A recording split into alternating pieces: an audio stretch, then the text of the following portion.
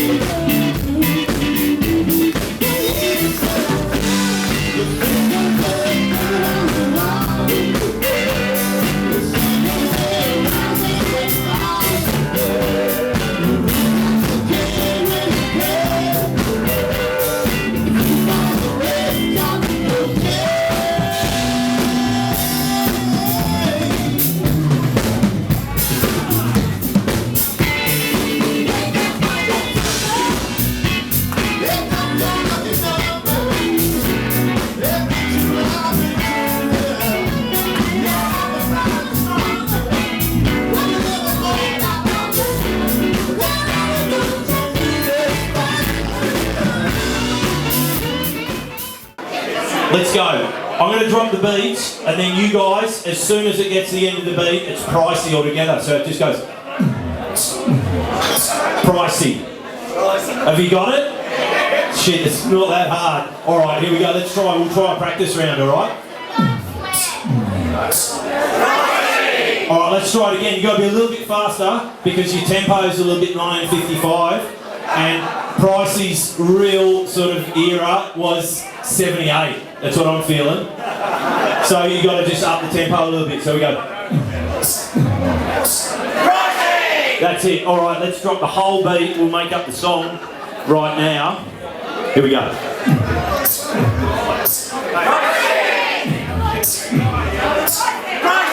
All right, and let's add something else to it. Pricey nicey, because he's a genuinely super nice guy, one of the most generous guys I know who has great parties, so we'll go Pricey nicey. What do you reckon? Yes.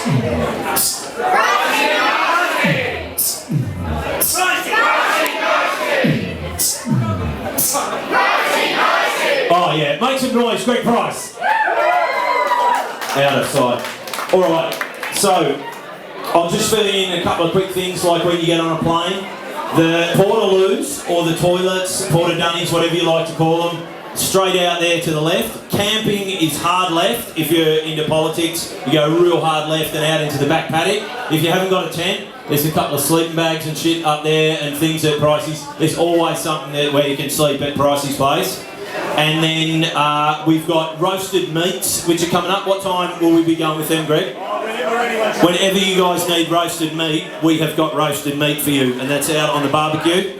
Out here, along this wall, straight behind the lights there, all different beers. There's Coopers, I don't know, I don't get into politics with beer, but it's all out there anyway. You got your sparkling wines and everything out there, fire, snacks, what more could you want? It's incredible. And right now, I really hope that he's back because I want to introduce you to a beautiful man and a good friend of Greg Price's, Steve Psycho Fullerton. He's going to come up and speak. Make some noise for Stephen Psycho Fullerton.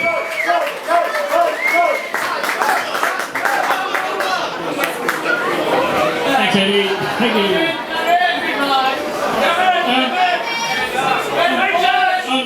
On behalf of all the Phillip Island people and the Bentmore people,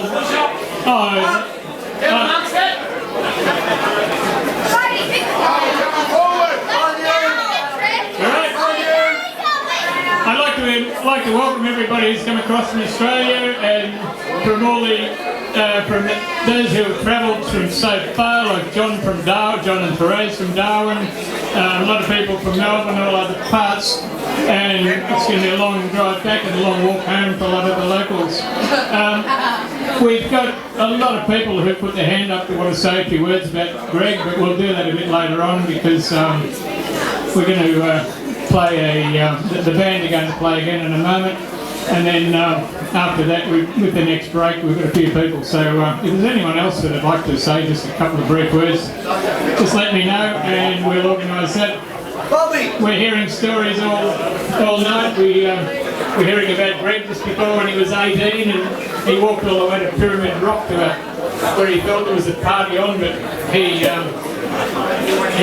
played around with the people there for a little while, and then in a state of semi-consciousness he decided to walk home, and 2 hours later one of the guys, Roscoe was there, and Roscoe walked out and Greg was there staring blindly at the beauty of the sunrise. He thought it was the most magnificent thing. He'd been there for 2 hours until somebody pointed out it was a street light.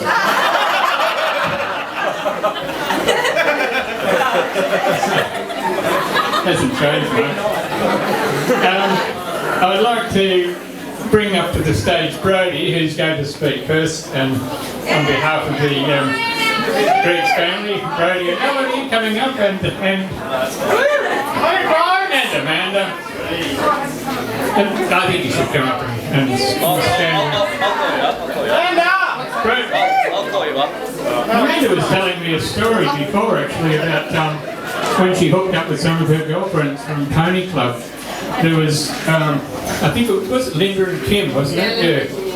Yeah. Linda and Kim were, they met at a very swish restaurant in the city, and they opened their first bottle of Maui, and Linda said, well, my husband's an international financial banker, and he's doing very, very well. We've got a high-rise apartment in East Melbourne, and for our holidays we travelled to Africa for a safari. I think I'm right, is that Tarrant? That's absolutely true. And Kim said, well, my husband has a chain of restaurants, and we live in the eastern suburbs, and we travelled to the Bahamas for our holidays. Amanda cringed at the thought of them saying Greg dropped her off in his brand new white Range Rover and his fine Italian suit on his way to lunch with the Premier. And Amanda looked at them and said, 5 Major Mitchell cockatoos can stand side by side on my husband's penis.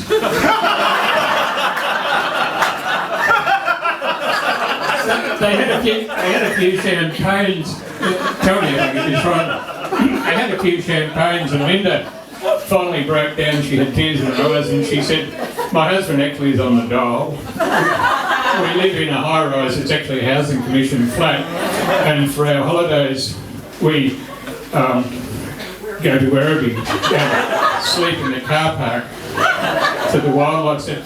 And Kim was distraught at this and pointed out that her husband actually worked at McDonald's, not even owned the chain, and they lived in Cranbourne, and her holidays were spent at, what was it, the Fountain Gate Wave Pool. Well, poor Amanda looked at them and said, "The 5th Major Mitchell cockatoo has to stand on one leg."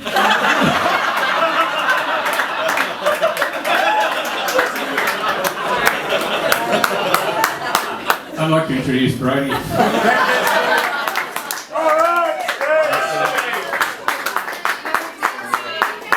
Well, thank you very much, Steve, for the introduction. I'm happy to see so many faces standing out here tonight. I'm sure you're all here to celebrate that, and not just here for a free house appraisal. We don't really know, you don't tell these things anymore. He's always working. But no, it's fantastic. You can tell by the setup here tonight that my dad's character, he is a very well, what's the words? I'd say shy, subdued, very quiet. You only have to look at the weekly advertiser to see just how camera shy Dad really is. For those of you who are out of town and don't know, I am joking. He is on the front page, if not every day, and if he isn't on the front page, he's in the paper twice. And so much so that it's become a bit of a point where it's almost like a Where's Wally of Greg Price, and the advertiser. Parents here can relate with me. They don't. I'm not a parent, but you can't really relate with me. But parents here, well, they don't even bother buying Christmas presents anymore. They'll just get a couple of advertisers and they say, "Where is Pricey?" And the kids will just sit there and it's like, Front page. "Found him. There he is, page 6." Front page. If he's not front page Pricey is his nickname amongst his close friends. But no, it is good because tonight Dad has gone out, and it's what I like to call glitz and glam with a touch of Ventnor, which is classic Greg. It's always nice. He always goes to the highest altitude, and then this adds a bit of vet farming Ventnor. We can tell here by the sound system we have here tonight. I've been told it caters for 4,000 people. And then above it, we have fairy lights strung to the rafters with old hay bands. It's fantastic. You can't teach that kind of interior design. It's inbred. It's also the same with the stage. I know what you're thinking. You're probably thinking, "Bro, what are you talking about? You know, you're standing on a magnificent stage with your dad has built for you." Well, that's right. He has built it on top of 30 plus milk crates, which you can't see right now because it's been black skirted. And around the corners, for those of you who can't see, it has been rounded off. It used to be square, but Dad has rounded it off. And it was a magnificent moment when he did this because my friend came home and he said, "Oh, Greg, you've done a terrible job with that corner with the jigsaw. It looks shocking." To which my dad replied, "Or have I done a fantastic job with a chainsaw?" Because that's what I use. And that's the one it is. It's always glitz and glam with a touch of Ventnor. It's always the same. But really, I thought, like, you know, Dad, I look back and Dad's always been the energy of a party. And I remember when I was a kid, I grew up and we used to live upstairs. And I'd wake up to like New Year's Eve and there'd be a drum set in the lounge room, there'd be a party going on. And I'm thinking, where the hell's Dad got the energy to do this? There's always the aura. It's like he just brings the atmosphere to a party. And I remember back to a day where Dad he came out and he hadn't shaved in a few days, and he had the grey stubble coming through. And that can only mean one of two things, like either Dad's getting older, which he will outright deny tonight. Today, he's 49 years old and 13 months. So, it's a magnificent moment. Or number two, his dad is a fucking wizard. I know. It's amazing to see, but he is. He's a magical wizard.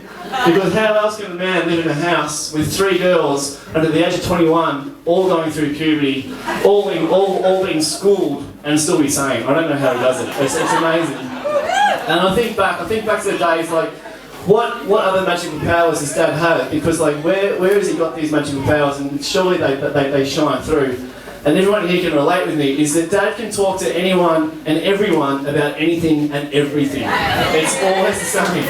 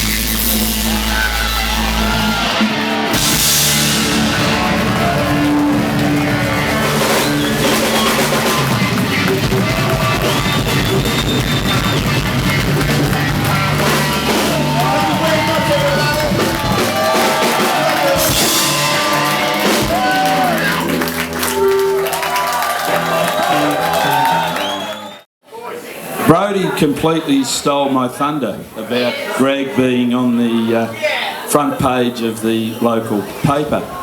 But I thought I could probably add a little bit to that. Greg, as you know, is often known as Greg, Pricey, for obvious reason. His second nickname would be the Captain, for his fishing and boating prowess on the high seas. And the third name we've always called him front page Pricey.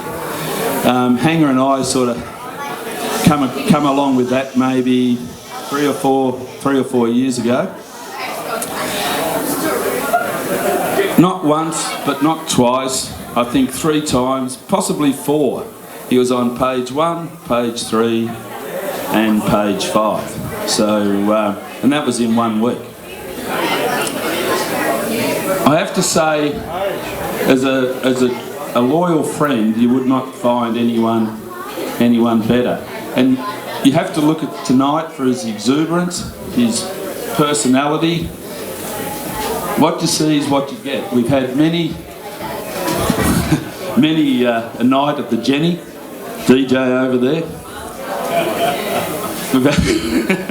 We've had an awful lot of fun times. Greg, you've been a true friend to our family, and for that I really appreciate it. So from your extended family, I'd like to wish you a very, very happy 50th.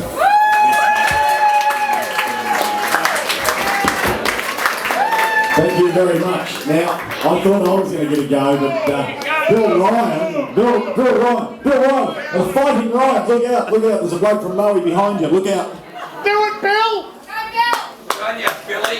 Member of the Gentlemen's Club. A member of the Gentlemen's Club. The Ventnor Club, a few of us might know about the Ventnor Club. Quite infamous, he led the way. But look, I'll keep it short and sweet. I just wanted to say that I've known Greg, the Earl of Ventnor, for 30 odd years. So, you know, a lot of things have changed in that amount of time, but there's nothing changed with Greg. He's just got a fantastic, positive, infectious personality, and here's to you for that, Greg. Yeah. But being the Earl of Ventnor comes with certain privileges. And not many people know this, but Greg has a switch in his lounge room. It's a dimmer switch. And you know the lights down at the roundabout there, he has the ability to just turn the lights down. If they become too bright at night, he just turns the switch on his lounge room floor and the lights go down at the roundabout there. But tonight, Greg, I'd like you to keep them on because they've all got to get home safely. So happy birthday, mate.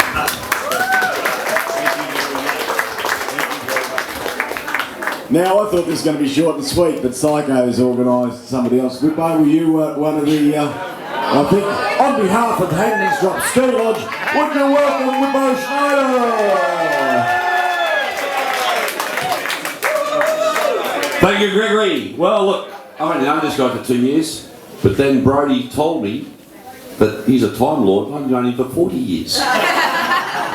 First time I met Pricey, I thought, this guy's older than me. I turned 55 2 weeks ago. So, I'm no judge of character. But as everyone said, Greg's a lovely bloke. He parties hard, harder and harder. But we stuff him up in the morning. We said, Greg, we'll go down to Imagine in the first run. This is skiing parlance. We go down to Imagine, now we'll go out of bounds. And Greg comes out of his whining straight away, straight to the coffee shop, and you'll know that he will share your coffee. Because he's not embarrassed, but not quite up to the standard of... We have the A team, the B team, and Greg and me are in the C plus team. We're on the way, mate. We're on the way. We're on the way. I think the party tonight with Jojo Zepp, or Joe Camilleri, his band, and DJ Eddie, our friend from Hotham, is fantastic. It's absolutely the best party I've seen so far. Have fun. Greg, you're a good man. Thank you, buddy.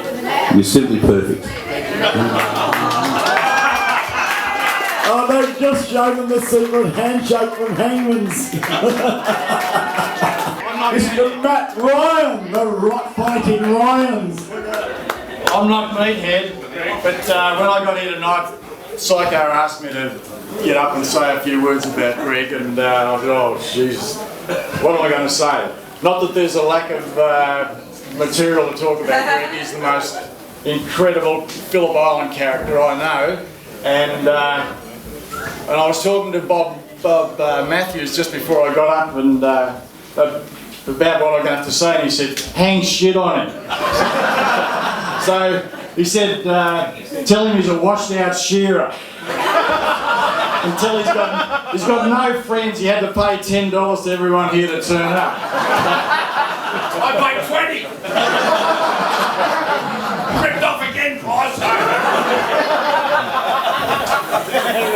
And after Joe Zeppelin, the Camilleri playing the knob, I got to say that was fantastic. You know, like I could feel the pins and needles in the back of my neck come up on a lot of tracks he played. I thought it was absolutely fantastic. And Greg's such an incredibly generous host.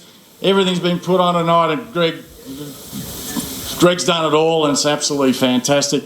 And I thought, what am I going to say? And I thought of one instance that I had with Greg many years ago. I remember the first time I ever met Greg was coming up off the beach at Barry's Beach one day. He was with the Dixon brothers, and they're all farmers, and they only go to the beach when it's about 48 degrees. And the three of them were coming up off the beach, and they had this young kid with them. And I was talking to John and Lou, and we're talking to have a yak. And next minute, Greg said, "How you going, Matt?" You know, and he started having a yak with me as though I've known him for 10 years, and we're old mates, and we're the same age. I think he was about, we would have been under 15, about 12 or 15. And I thought, God, who is this kid, you know? And when they went past, I was so impressed with him. I said to John or Laurie, I said, "Who is this kid?" You know? And he said, "He's Kevin and Phil's young son." I said, "What an incredible kid! He's got the gift of the gab." And nothing's changed now. And I think Greg has found his the absolute perfect occupation. He's an auctioneer, and I reckon he could conduct an auction under wet cement. Anyway, look, I don't want to go on, but I think that everyone, I want to speak for everyone here and wishing Greg a fantastic 50th birthday, and maybe have 50 more too.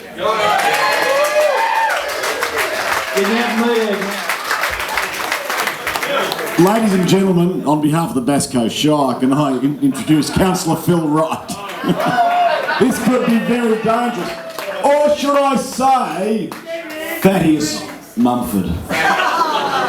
Well said, Thaddeus. Well, Mumford and Malone did a radio show for how long? A little while. About 2 years, I think. Greg and I did the radio show, and I was Thaddeus Mumford, he was Pat Malone. And Greg knew everybody, and we went all over Melbourne, and we Bruce Ruxton and Jim Cairns, and we could. You're all dead. Peter Reid and all people like that. But we gave ourselves a bit of credit to be musically good, and there was a Red Faces one night in the Isle of Wight. And so I played guitar and Greg played the lagerphone, and we did All Australian Boys Need Shed. And we did it really well. But there was only one problem. We didn't win. And Greg likes to win. And the bloke who won did an impression of a chainsaw. Oh, it's great. And it was really good. And he won and we didn't. So on the next Friday night in our radio show, and we're now in Inverloch, we used to be up at Mount Misery, and Mount Misery, anything went. You could do whatever you like. But at Inverloch, there was no one allowed to smoke cigarettes or anything in the studio, weren't allowed to drink coffee, weren't allowed to do anything. And Greg says, "Rightio, I've got this impersonation of a chainsaw." And he's brought his steel chainsaw out, that big. He took the bar and the chain off, and this is a really high-tech atmosphere about 20 years ago. You weren't allowed to do anything, and he started this thing up, revving the guts out of it. Just then Steve looked through the window, and he never talked to us again after that. Like, what the bloody hell was he doing? But that was his impersonation of a chainsaw. Thank you, Fanny. We had some funny days as Mumford and Malone, I'll tell you what. Thaddeus Mumford, you reckon I can talk under cement? Imagine putting the two of us behind a microphone. Not good. Well, ladies and gentlemen, I don't know where to begin, but I'd have to begin firstly by a massive thank you to everybody for coming tonight. And of course for the kind words which I'll address in a moment. But I want to thank, of course, Joe Camilleri, and I want to thank my brother-in-law Adam Rhodes, who was the instigator in helping me organise that. Thank you, Adam.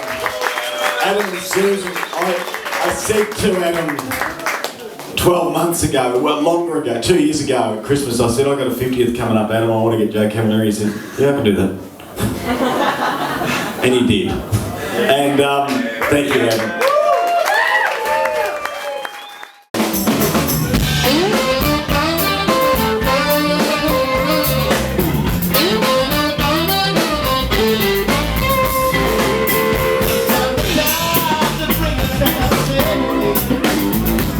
And the ones we get found